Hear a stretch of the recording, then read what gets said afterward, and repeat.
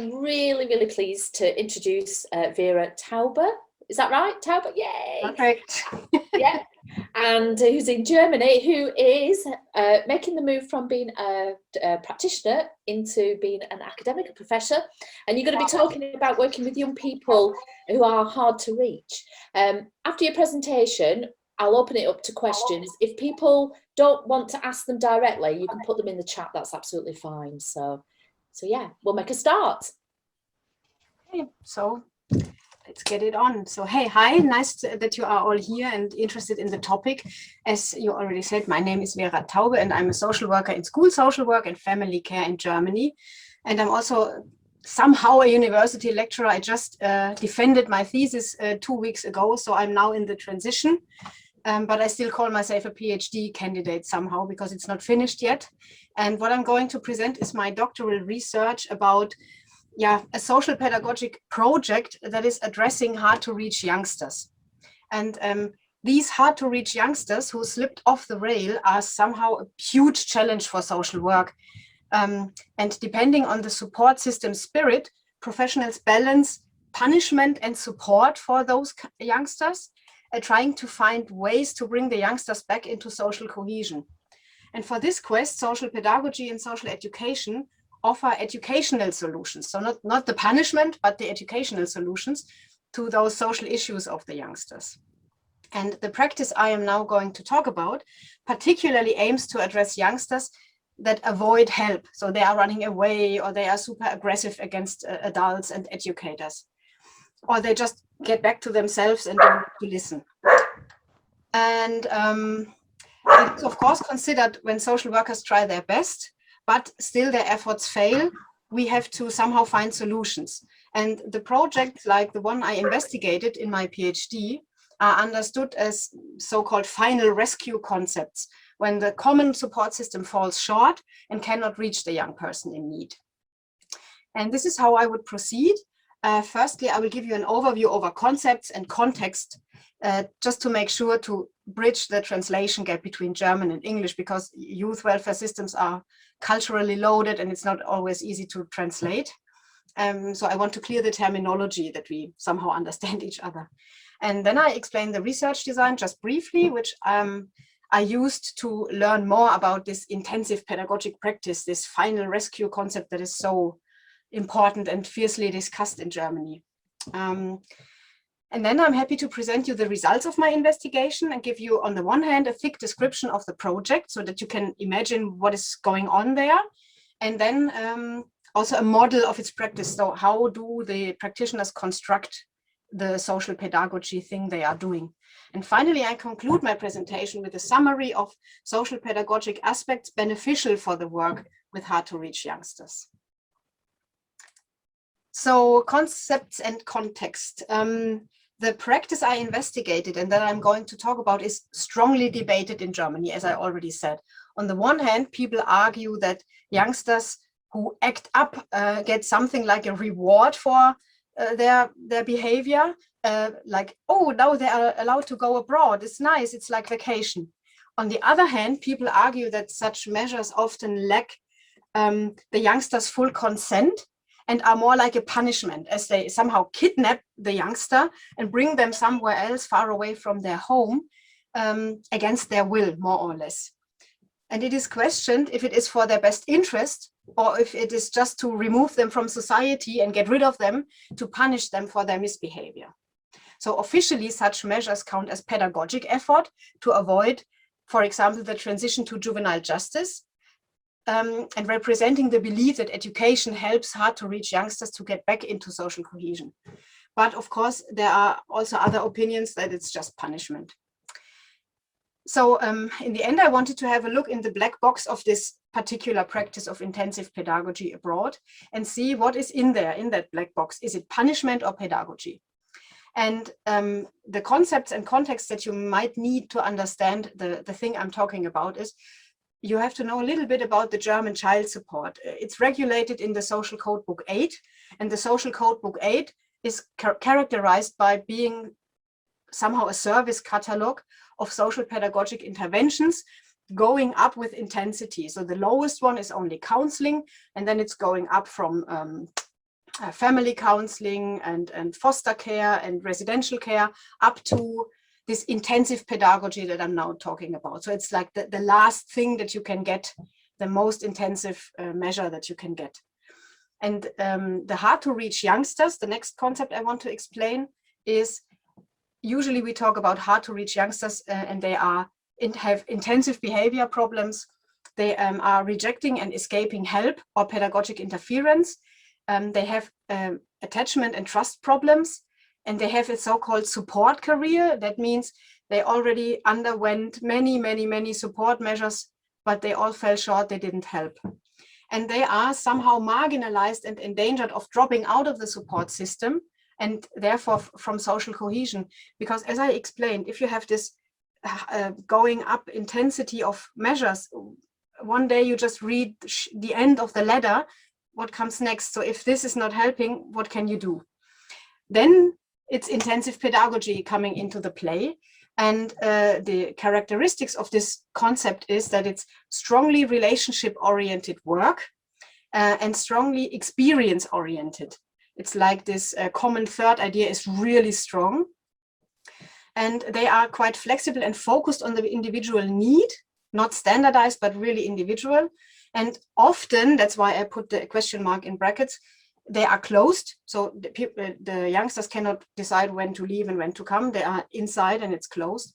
Sometimes, in rare cases, it's implemented abroad. So the educator and the youngster go abroad together and live in a foreign environment, or the youngster alone travels abroad and lives, for example, in a foster care family in wherever, Portugal or Finland or Iceland or wherever.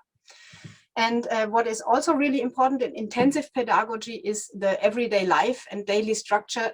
That is a core concept of everything. So daily life is somehow the therapeutic element in it. And the educator and the youngster do things together in this day to cope with daily life. And that is, the moment where they grow together and where they learn together. But sometimes it's purposefully not everyday life. If you go on travel projects, then it's like more adventure, because you have to go on and solve problems and do this and that. Yeah, and to shed light into the black box, I used a specific research design. I used the approach of a case study. So I focused on one example of this intensive pedagogy abroad, one project. And the method I used was the grounded theory and particularly situational analysis to learn more about the key situations in pedagogy on the spot. My aim was to describe and explain the pedagogic practice. And as I said in the beginning, to learn, is it punishment or is it pedagogy? And the object was the project Erleben, Arbeiten und Lernen. And in English, that means experiencing, working, learning. That's the name, but also somehow the whole spirit of the project. And the EAL project addresses youngsters between 15 to 21 that are considered to be hard to reach clients. And this, I already explained that it means hard to reach means intensive behavior problems, attachment issues, and a history of previous unsuccessful support measures. The data I collected, were interviews with practitioners working or who have been working in the project, documents that were written in and for the project, and also field protocols when I visited the place. And the results I gained was, as I already said in the beginning, a thick description of the case of Erleben, Arbeiten und Lernen, and also a conceptual model that I call the experience laboratory to somehow explain what happens on site. Yeah, Erleben, Arbeiten und Lernen, the thick description is what I want to present to you now, was founded in 1995, and that is already quite old, because usually those projects do not survive very long because they are really cost intensive, and as they are so controversially discussed, some of them just do not get customers or clients. So that's why they go bankruptcy quite quickly. But this one is really old. 1995 it was founded, and over 250 youngsters so far participated. And I already said the target group is hard to reach youngsters between 15 and 21. And the spot, the setting is a farm in a rural area in Finland with very, very, very, very basic living conditions. For example, they do not have running water. They have to get it from a well, and they have to walk to the grocery store 8 kilometers with a backpack and also back. So it's really, really basic living conditions in the middle of the woods, so to speak. And they are staying there for 6 months in a one-to-one cohabitation together with a German educator. So they are traveling together, living there, and then they travel back together. And usually there are 2 of those tandems, 2 adults and 2 children living at that farm. And they have a strong, strict daily and weekly routine. So they have a laundry day and a grocery shopping day. And they also have this kind of 7 o'clock you get up, then you have breakfast together, then it's school, then it's the lunch, then work around the house, and this kind of daily life structure. And they have to work for their self-supply. So they are baking bread, and that all costs time and is scheduled during the week. And this key worker and the youngster, they form something like a community of fate. So somehow both are trapped in that situation. Both are challenged by these strange circumstances, and they have to collaborate together in order to maintain daily life and to meet their basic needs, food, shelter, and social interaction. Of course, the key worker has a lot of advantages, for example, knowledge and physical strength. They have the keys and they have usually better skills to survive in the nature than the youngsters. So they definitely have the stronger position in the project. And the advantages that the educators have are used to construct and confront the youngsters with challenges of daily life. And that is super different to the situation at home, because at home in Germany, when they get confronted with anything, they usually run away. So it's barely impossible to create experiences and confront them with experiences. Yeah, and the core aspects here in the project at the spot are they perform joint actions, work and free time. They have a cohabitation, so they live together 24/7.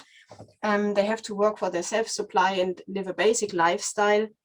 And the main thing is about perseverance and endurance. So they have to somehow get through it. And of course, they also can use the time and the space to explore the nature themselves. So you can imagine that a youngster maybe has never used an axe before to cut wood. So that is an experience. They can explore their self-powers. And of course, it's also shutting out stimuli and influences from outside. There are no mobile phones, no TV, no radio, no nothing. It's only silence in the woods and animals. And it's a long, long distance to home. There are no peers, there are no family. It's only the youngster and the educator. And the whole project has 3 phases. It's like meeting in Germany, traveling together to the farm in Finland, live there for 6 months approximately, and then go back to Germany and live together for the integration phase. And that is a picture of one of the farmhouse, which is not unusual for if you would be a Finn, but for a German youngster with the age of, I don't know, teenager, 16, 15, that looks actually horrible. They arrive and it's usually like, no way. And then, but running away is impossible because it's too far and I'm in the middle of the woods. I don't know where I am.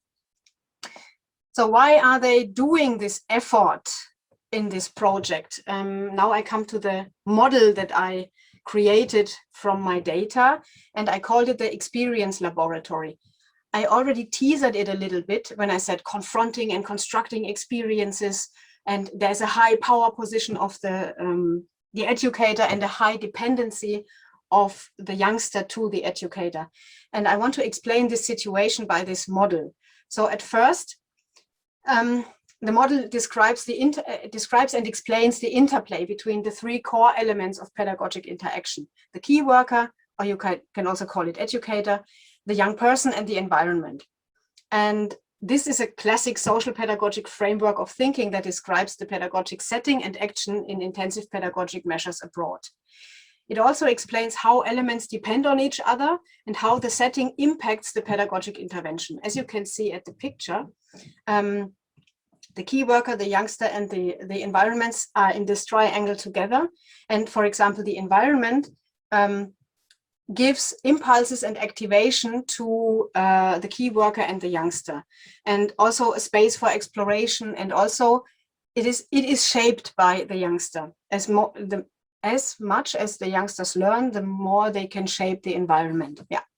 And the key worker and the youngster have this relationship of mutual interdependency and mutual cohabitation, life, doing things together, learning from each other, and also growing together. And the closeness, being far away from home and very far away from the village, creates a specific closeness without locks and bolts. It's just, they know they cannot run away because they get lost in the woods and they don't know the language and they don't know where to go. And that increases the power of the key worker even more. And the concept of the experience laboratory tries to express this closed but very experimental setting. And the environment there is coined by the closeness, as I already said, and also by a high experiential potential, just like a laboratory. The environment equips the key worker with power instruments, keeping the youngster on the spot and allowing to confront the youngster with challenges. And that is just daily life, doing your laundry by hands, baking bread, getting up in the morning, getting water, really lifting buckets of water and eat the bread that you just baked yourself. And such experience are, as I just explained, are daily life challenges. So, but there are also relational experiences with the adult. As you can imagine, youngsters that are used to run away are not used to endure and are not used to be confronted. But where should they run? They can't, and they depend on the adults. So they have to somehow get into this relational experience. And the young person is exposed to many, many, many learning situations, aiming to open up new insights and reverse negative experiences they had in their past that led to their hard to reach attitude. The key worker constructs and modulates the experiences and confronts the youngsters with it. That's the role of the key worker in the project. And you can compare that to experiments that are constructed in a laboratory under controlled conditions. In other words, the setting is made up to be an intensified pedagogic space that permits evasion and forces the youngster to experience relationship and self-experiences. Everything that they avoided at the setting at home. And this setting abroad is, as I said, the framework of it and makes it closed. And this, what I just explained, all the influences on the three parts play together into this situation that the key worker is absolutely able to steer and construct a learning process for the youngster or with the youngster. And the laboratory allows the key worker to tailor the intensity and the challenge of the experience according to the observations in the laboratory. If you live together, you can observe the youngster, you can learn about his or her needs, strengths, weaknesses, and then you can construct the situation accordingly. For example, if they arrive newly at the farm, it's super difficult to walk 8 kilometers for grocery shopping. So you can find solutions how to make it more or less intense, this experience. Sorry to interrupt, you've got 2 minutes. Oh, okay, I have to rush.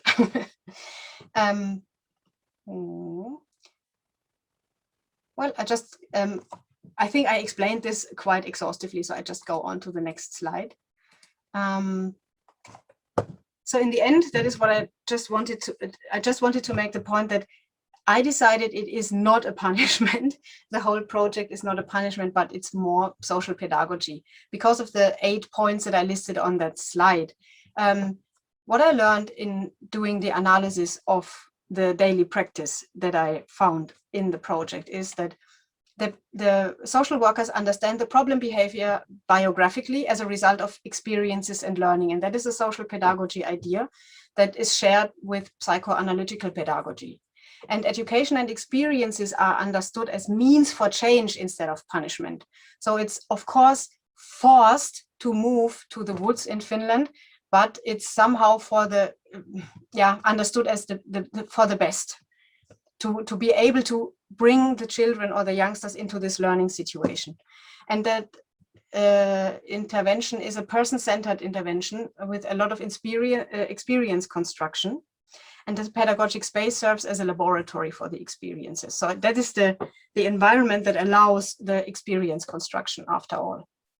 And the power position and dependency, they belong somehow to education and to pedagogy, although you have to critically assess how much power and how much dependency is okay, and you have to prevent misuse. So you have to balance power and relationship in this cohabitative setting.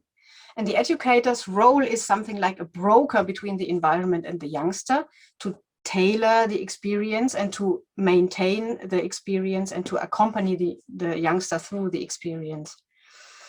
Yeah, and the relationship building that happens on the spot in the cohabitative setting is somehow the reason for a sustainable individual learning. Because if you overuse your powers, then you only reach adaptation instead of development. Yeah, and finally, the core role of the setting conditions and the environment for the experience construction becomes obvious in this setting abroad, because the way of doing pedagogy and the results would not have been possible in Germany, because there they can avoid everything and they just evade the pedagogic intervention. Thank you for listening.